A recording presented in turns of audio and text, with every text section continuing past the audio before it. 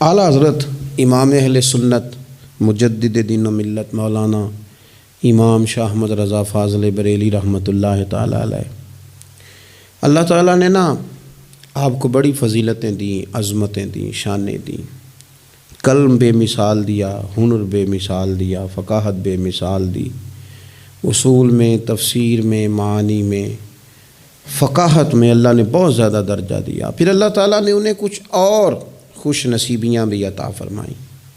شاگرد دیے تو بے مثال ہی دیے، خلفاء دیے تو بے مثال ہی دیے۔ اور کسی انسان کو اگر اللہ عطا کرتے کرتے کرتے کرتے سارا کچھ ملے، لیکن اگر اس کی اولاد ٹھیک نہ ہو تو پھر بھی کمزوری رہ جاتی ہے۔ اللہ تعالیٰ نے اعلیٰ حضرت فاضل بریلوی پر کرم ایسا کیا کہ انہیں جو اولاد دی وہ بھی بے مثل و بے مثال ہی عطا فرمائی۔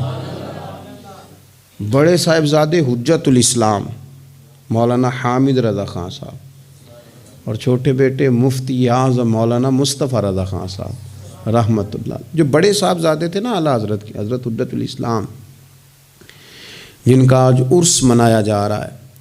حضرت حجت الاسلام رحمۃ اللہ تعالی علیہ نے تمام علوم اپنے والد گرامی سے سیکھے اور 19 سال کی عمر میں مکمل درس نظامی سے فارغ ہو گئے، اور اس طرح فارغ ہوئے کہ فتویٰ لکھنے لگے، اور اس طرح فارغ ہوئے کہ ان کو عربی ادب میں کمال حاصل تھا، بہترین عربی بولتے تھے اور بہترین لکھتے تھے، اور بہترین ادیب تھے عربی ادب کے، بہترین عالم تھے۔ ان کے فتاوی حامدیہ اور دیگر کتب ان کی علمی شاہکار اس پر وہ دلالت کرتے ہیں۔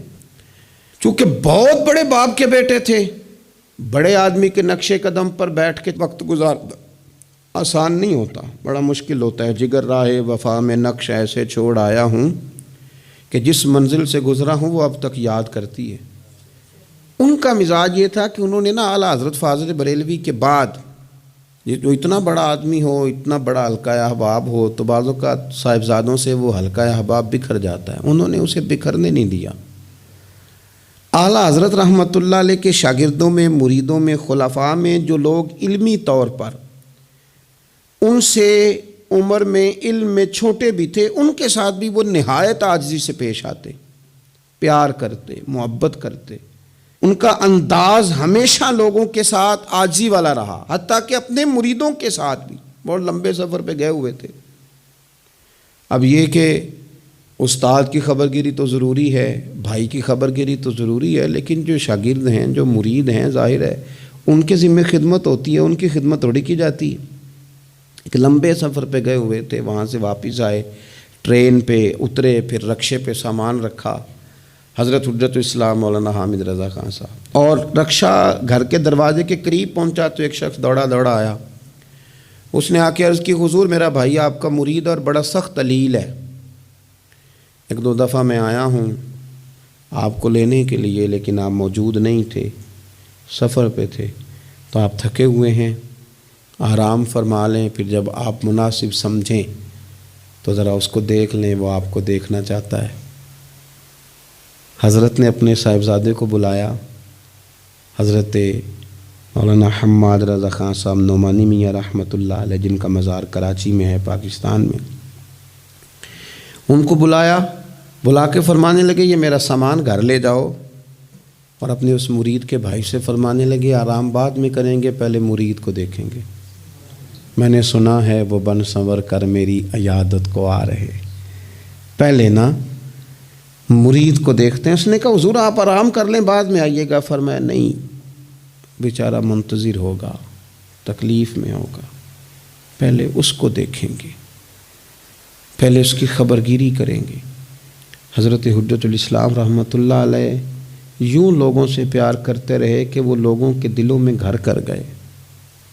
پھر حضرت محدث اعظم پاکستان جیسے لوگ، حضور مفتی اعظم فرمایا کرتے تھے، مولانا سردار احمد کو مولانا حامد رضا سے عشق تھا۔ وہ کیوں تھا؟ وہ طالب علم تھے، وہ ان کے شاگرد تھے، وہ ان کے مرید تھے۔ عشق کس طرح ہوا کہ حضرت محدث اعظم فرماتے ہیں وہ ہم سے اپنی اولاد سے بڑھ کر پیار کرتے تھے۔ گھر سے کھانا آتا تھا، جیسے کپڑے اپنے بچوں کے بنتے تھے ویسے ہمارے ہوتے تھے۔ وہ ہمارے دکھوں کا خیال رکھتے تھے، ہمارے خرچوں کا خیال رکھتے تھے، گرمی سردی کے ملبوسات کا خیال رکھتے تھے۔ وہ ہماری ضروریات ہماری طبیعتوں کے مطابق اتر کر سمجھتے تھے۔ بس پھر انہوں نے اس طرح کا پیار ڈالا، اس طرح کی محبت انہوں نے دلوں میں پیدا کی کہ حضرت مولانا حامد رضا خان صاحب اپنے سے بڑوں کے بھی محبوب ٹھہرے، اپنے معاصرین کے بھی محبوب ٹھہرے۔ وہ کس طرح کی شخصیت تھی جن کے ان سے بھائی بھی پیار کرتے تھے، جن سے ان کے مرید بھی پیار کرتے تھے، شاگرد بھی پیار کرتے تھے۔ اور پھر خدا تعالیٰ نے ان کے وہ اندر کا حسن ان کے ظاہر پر اتنا نکھارا تھا کہ لوگ کہتے ہیں جو ان کے چہرے کو دیکھتا تھا وہ دیکھتا ہی چلا جاتا تھا، دیکھتا ہی چلا جاتا تھا، وہ دیکھتا ہی چلا جاتا تھا۔ اللہ تبارک و تعالی ہمیں ان بزرگوں کے نقش قدم چلنے کی توفیق عطا فرمائے۔